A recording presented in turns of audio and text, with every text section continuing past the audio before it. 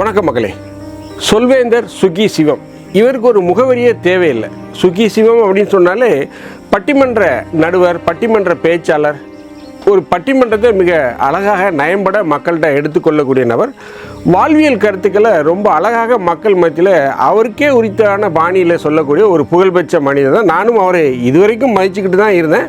ஆனால் சமீபத்தில் ஒரு 3-4 நாட்களுக்கு முன்பு அவர் பொது வெளியில் ஒரு பட்டிமன்றத்தில் அவர் பேசிய விதம், ஒரு பொது நிகழ்ச்சியில் அவர் பேசிய விதம் பார்த்திங்கன்னா முகம் சுளிக்க வைத்தது.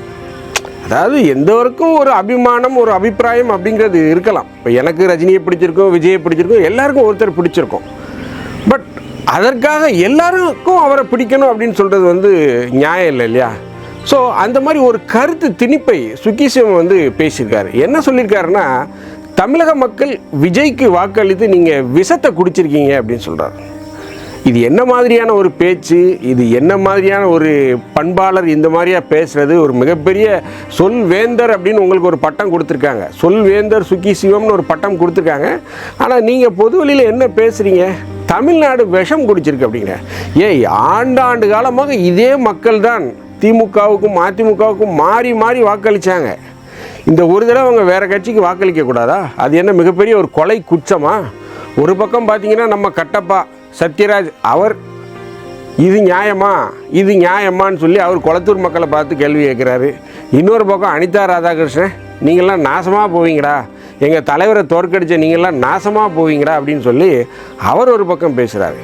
தமிழக மக்கள் திமுகவுக்கு எதிராக வேறொரு கட்சியை தேர்வு செய்து ஒரு கொலை குற்றமா, ஒரு படுபாதக செயலா?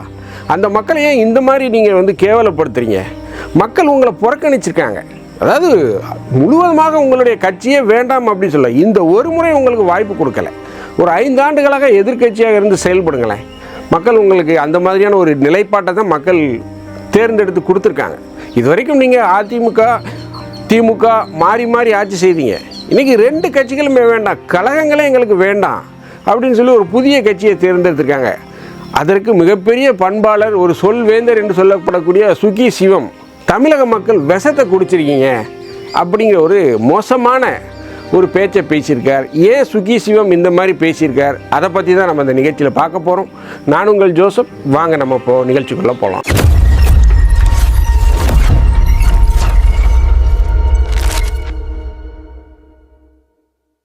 சொல்வேந்தர் சுகி சிவம் நான் மிகவும் மதிக்கக்கூடிய ஒரு நபர். ரொம்ப இலகுவாக மக்கள் மத்தியில் அவருடைய கருத்துக்களை கொண்டு செல்லக்கூடிய ஒரு மனிதர் தான். அந்த பட்டிமன்ற பேச்சாளர்களே ரொம்ப ஒரு கிளாசிக்கான ஒரு பேச்சுக்களை பேசக்கூடியவர். சாலமான் பாப்பையாவுக்கு அடுத்து பார்த்திங்கன்னா திரு சுகி சிவம் அவர்கள் தான். இந்த லியோனி அவர்லாம் பார்த்திங்கன்னா ஒரு கட்சி சார்புடைய நபர்.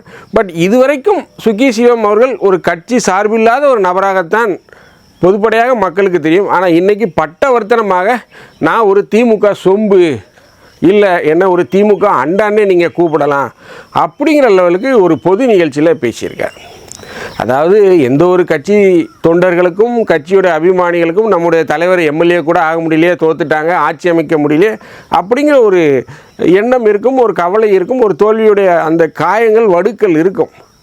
பட் சுகி சிவம் போன்றவர்கள்லாம் அந்த கட்சிக்கு எடுத்து சொல்லணும், இந்த மாதிரி பொது வழியில் மக்களை ஏசாதீங்க, திட்டாதீங்க, மக்கள் உங்களுக்கு ஒரு வாய்ப்பு கொடுக்கல, இந்த தடவை முறை வாய்ப்பை மறுத்திருக்காங்க, அடுத்த தடவை கொடுக்கலாம், அதற்காக அந்த மக்கள் நீங்கள் கேவலப்படுத்தாதீங்க அப்படின்னு சுகி சிவம் போன்றவர்கள்லாம் எடுத்து சொல்லணும். பட் மாறாக அவரே பார்த்திங்கன்னா தமிழக மக்கள் விஜய்க்கு வாக்களித்து விஷம் குடித்திருக்கிறார்கள் அப்படின்னு சொல்கிறதெல்லாம் எந்த மாதிரியான ஒரு விஷயம்? அதுக்கு அவர் என்ன சொல்கிறாருன்னா, ஒரு கதையை சொல்கிறார், ஒரு குட்டி கதையை சொல்கிறார். விஜய்க்கே ஒரு குட்டி கதை சொன்ன சுகி சிவம் எப்படி கதை சொல்லியிருக்காரு தெரியுமா?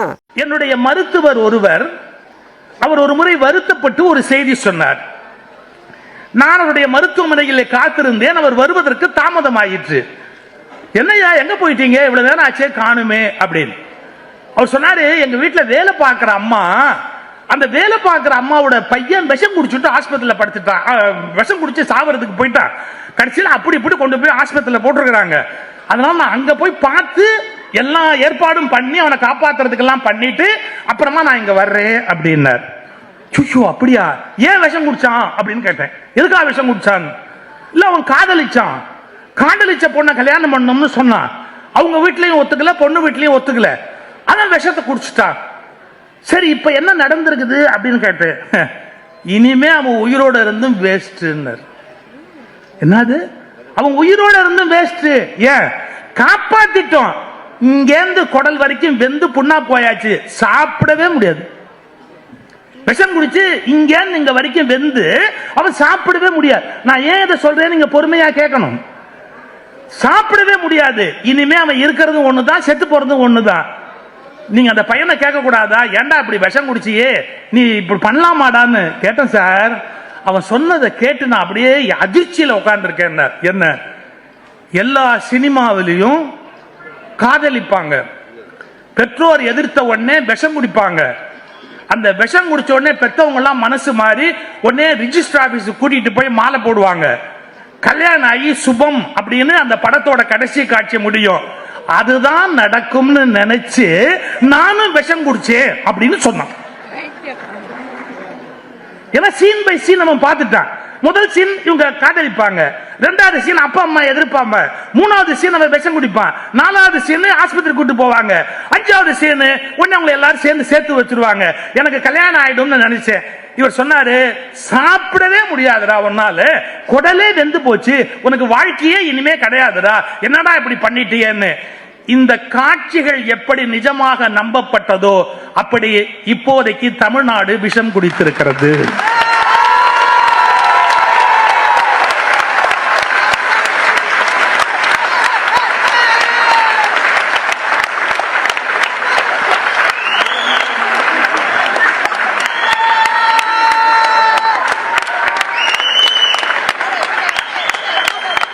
ஆனால் எனக்கு இப்போதும் தமிழர்கள் மீது உள்ள அக்கறையால் சொல்லுகிறேன், இவ்வளவு குழந்தைத்தனமாக இருக்கிறீர்களே என்று பெற்ற வயிறு பற்றி எரிய நான் வருத்தப்பட்டு சொல்கிறேன். உண்மையிலே நான் சுக்கி சிவம் போன்றவர்களை சொல்லக்கூடியது என்னன்னா, விஜய் 2.5 ஆண்டுகளில் 3 ஆண்டுகளில் கட்சியை பிடிக்கல, ஆட்சியை அமைக்கலை. அவர் கிட்டத்தட்ட 25 ஆண்டுகள் அதற்குண்டான அடித்தளத்தை இட்டிருக்கார். அவர் விஜயுடைய மக்கள் இயக்கம் பல்வேறு விஷயங்கள் அவர் பார்த்திங்கன்னா தெரியும். மேலும் அவருடைய திரைப்படத்திலே பார்த்திங்கன்னா அந்த அரசியலுக்கு உண்டான அந்த வாடை, அந்த வாசம் வீசும். இதற்கு முன்பு நடிகர் ரஜினிகாந்த் தான் கட்சியெல்லாம் இப்போ நமக்கு எதுக்குன்னு முத்து படத்தில் பாடினார். பட் அவர் மக்களை ஏமாற்ற தான் செய்தார்.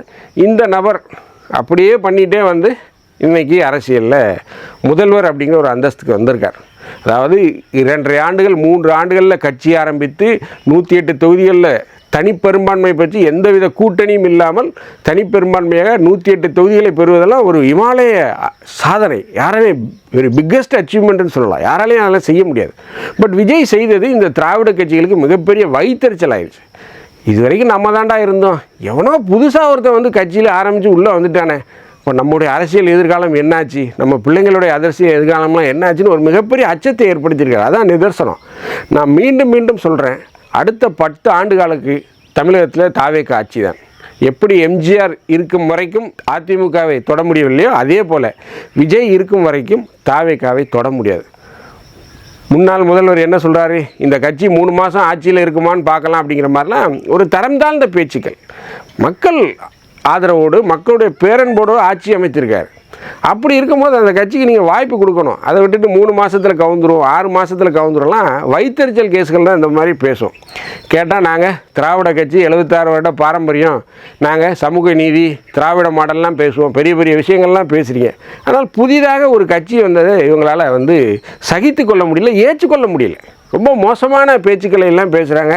தாமோ அன்பரசன் பேச்செல்லாம் ரொம்ப மோசமான பேச்சு. ஸோ இப்படி தொடர்ச்சியாக திமுகவும் திமுக ஆதரவு சொம்புக்களும் அண்டாக்களும் இப்படி பேசிக்கிட்டே இருந்தீங்கன்னா திமுகவுடைய பேர் கெடும். வரக்கூடிய உள்ளாட்சி தேர்தலில் ஏதாவது ஓட்டு போடலான்னு மக்கள் நினைப்பாங்க. இப்படியே பேசிகிட்டு இருந்தீங்கன்னா உள்ளாட்சி தேர்தலையும் ஓட்டு விழாது, 2029 பாராளுமன்ற தேர்தலையும் மக்கள் கழகங்களுக்கு நிரந்தரமாக சங்கு ஊதிடுவாங்க. இந்த வீடியோ உங்களுக்கு பிடிச்சிருந்துச்சுன்னா தயவுசெய்து லைக் பண்ணுங்கள், ஷேர் பண்ணுங்கள், சப்ஸ்கிரைப் பண்ணுங்கள். மறக்காமல் உங்கள் கருத்துக்களை கமெண்ட் செக்ஷனில் சொல்லுங்கள். நன்றி, வணக்கம்.